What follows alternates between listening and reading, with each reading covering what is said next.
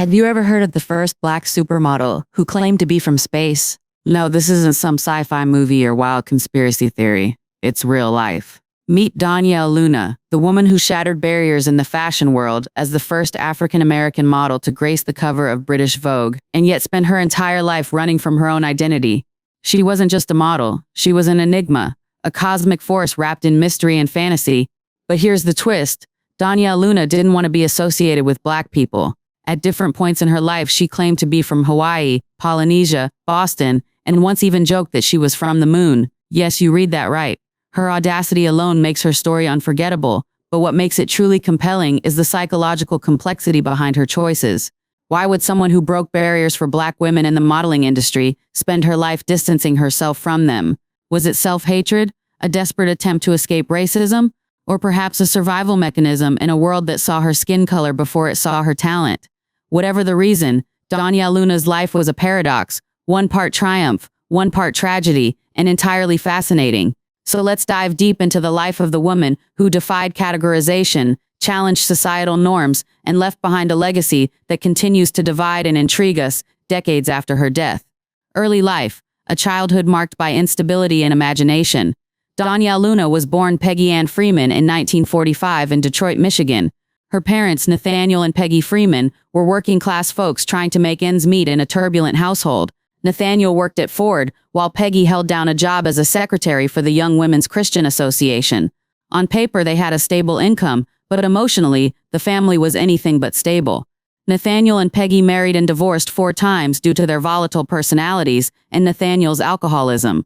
This constant back and forth created a chaotic environment where young Peggy, later Donyale, grew up feeling unmoored. She often described her childhood as one filled with emotional instability, and those closest to her noted how deeply it affected her psyche. From an early age, Luna exhibited a vivid imagination. She was known among her peers for weaving elaborate stories that blurred the line between reality and fiction. Her yearbook, filled with signatures from friends, suggested she was well-liked, yet those closest to her described her as emotionally distant. She maintained an invisible wall around herself, making it hard for anyone to get close. This tendency toward escapism was evident in the way she interacted with others. She was known for spinning intricate tales about her background, sometimes claiming to be of Native American descent or hinting at European ancestry. By the time she reached adolescence, she had already begun constructing an alternate identity, distancing herself from the life she found so difficult to navigate. It was clear from an early age that she wanted more than the life handed to her. She craved escape, and eventually she found it through modeling. Donyale Luna's journey into the fashion world began when she caught the eye of photographer David McCabe in Detroit. He was captivated by her unique beauty and encouraged her to move to New York City, where she could pursue a career in modeling. At just 18, she reinvented herself, adopting the name Donyale Luna and crafting a persona that was as mysterious as it was magnetic. She arrived in New York in October 1964, wide-eyed and full of dreams. She contacted McCabe, who introduced her to Nancy White, the editor-in-chief of Harper's Bazaar. Within weeks, she landed her first major gig, a shoot for Mademoiselle magazine featuring comedian Woody Allen. It was a surreal start to a career that would soon catapult her into the international spotlight. But success didn't come without its challenges. In 1964, while working for fashion designer Paco Rabanne, Luna witnessed a shocking display of prejudice. American journalists spat in Rabanne's face at his fashion show because he exclusively used black models. It was a brutal introduction to the racial tensions that permeated the industry. Despite these obstacles, Luna continued to push forward.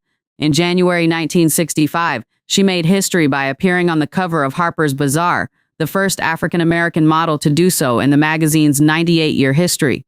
It was a groundbreaking moment, yet one that came with immediate consequences. Southern advertisers pulled their support, costing the publication valuable revenue. Readers canceled subscriptions and designers hesitated to work with her, reinforcing the notion that black models were not welcome in mainstream fashion unless they could be exoticized or othered. Luna's striking features, tall stature, piercing blue eyes, and dramatic bone structure set her apart, but they also made her a subject of controversy. Some within the black community criticized her for not embracing her heritage more openly, while white audiences struggled to categorize her within traditional beauty standards. Rather than being accepted as a symbol of progress, she was frequently reduced to a novelty, praised for her uniqueness while simultaneously being denied full recognition as a legitimate force in the industry. The pressure must have been immense.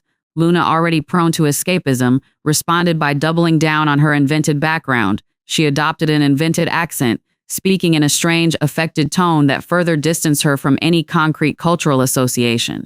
Interviewers were met with vague responses when they asked about her origin, and she often claimed to be of mixed heritage without specifying which cultures made up her lineage. This ambiguity allowed her to exist in a liminal space, recognized for her beauty, but never fully embraced by either the Black or white communities. She told interviewers conflicting stories about her origins, shifting between claims of Hawaiian, Polynesian, and European descent, depending on the audience. These fabrications were not merely lies. They were acts of resistance, ways to assert control over how she was perceived in a world that sought to define her. Yet in doing so, she also distanced herself from the very community that had paved the way for her success. Many in the Black community viewed her rejection of her heritage as a betrayal, especially during a time when figures like Josephine Baker and Nina Simone were actively challenging racial boundaries in their respective fields. While other Black entertainers were fighting for representation and visibility, Luna seemed to be hiding from hers.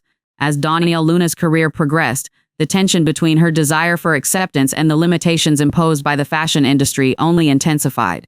While she continued to land high-profile editorial assignments, she found herself increasingly typecast in roles that emphasized her exoticism rather than her individuality. Photographers and editors often framed her as an otherworldly figure, using lighting, makeup, and styling to create images that leaned into stereotypes of Black femininity as mysterious, primitive, or unattainable.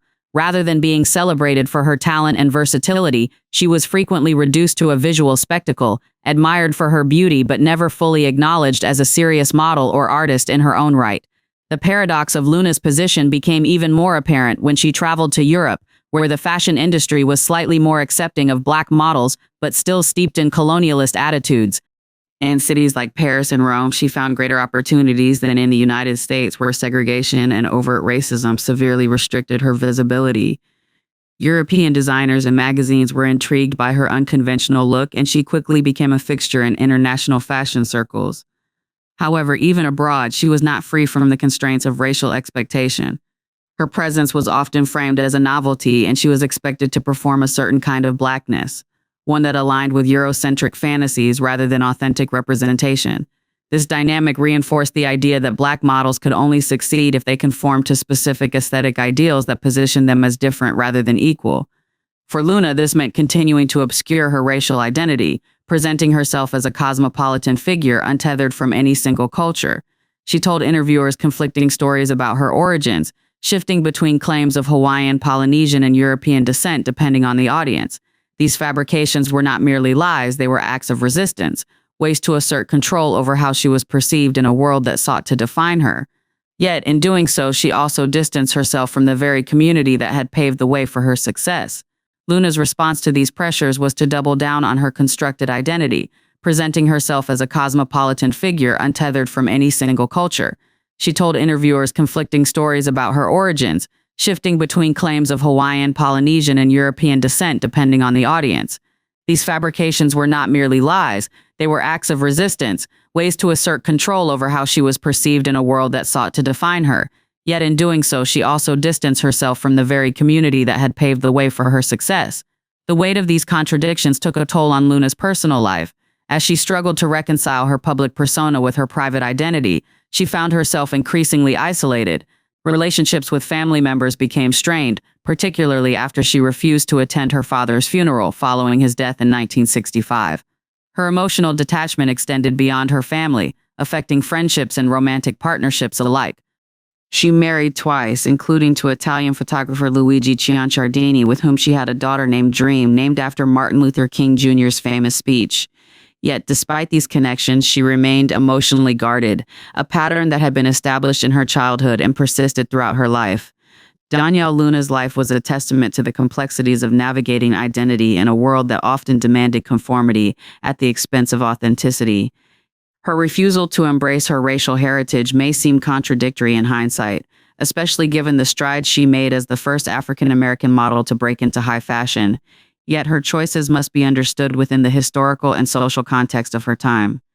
The 1960s were a period of intense racial tension in the United States, with the civil rights movement reshaping the national conversation around race and equality.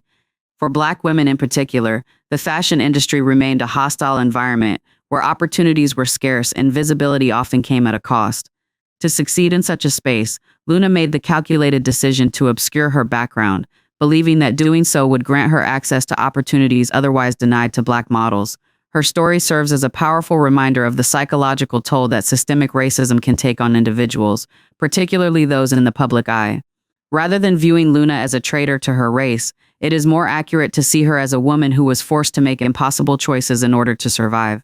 She existed in a world that offered little room for nuance, where Black women were either erased or exoticized, and where success often required compromising one's sense of self. In the decades since her death in 1979, Luna's legacy has undergone a reevaluation. Once overshadowed by later Black supermodels who proudly embraced their heritage, she is now recognized as a pioneer who broke barriers long before the fashion world was ready for true diversity.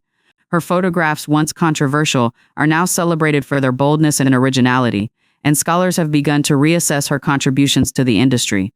While her refusal to claim her African American identity remains a point of contention, it also highlights the broader struggle of Black women to define themselves on their own terms in a society that seeks to impose narrow definitions of beauty and belonging.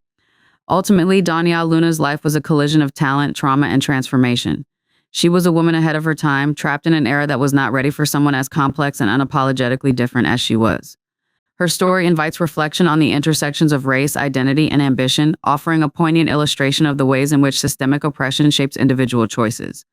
Whether one views her as a tragic figure or a misunderstood trailblazer, there is no denying that Donyale Luna left an indelible mark on the fashion world and on the ongoing conversation about what it means to be seen, valued, and accepted. So what do you think? Do you understand her psychology, or do you feel no sympathy for her decisions? Luna lived in a world where being Black often meant exclusion, hostility, and limited opportunity. For her, denying her roots may have felt less like betrayal and more like survival. After all, she had seen firsthand how racism could destroy careers and lives. If pretending to be something else gave her a chance to succeed, can we really blame her? Yet her refusal to identify as Black came at a cost. Many in the Black community viewed her as an outsider, someone who turned her back on her people in pursuit of personal gain. Even today, Luna is often overshadowed by later Black supermodels like Beverly Johnson and Iman, whose identities were firmly rooted in their heritage. Johnson, who became the first Black model to appear on the cover of American Vogue in 1974, embraced her racial identity and used her platform to advocate for greater representation in the fashion industry. By contrast, Luna's legacy is complicated by her desire to erase her past, a decision that ultimately alienated her from both the Black and white communities. It's easy to look back now and criticize Luna for not embracing her heritage, especially during a time when the civil rights movement was reshaping America's understanding of race and identity, but to do so without context would be unfair.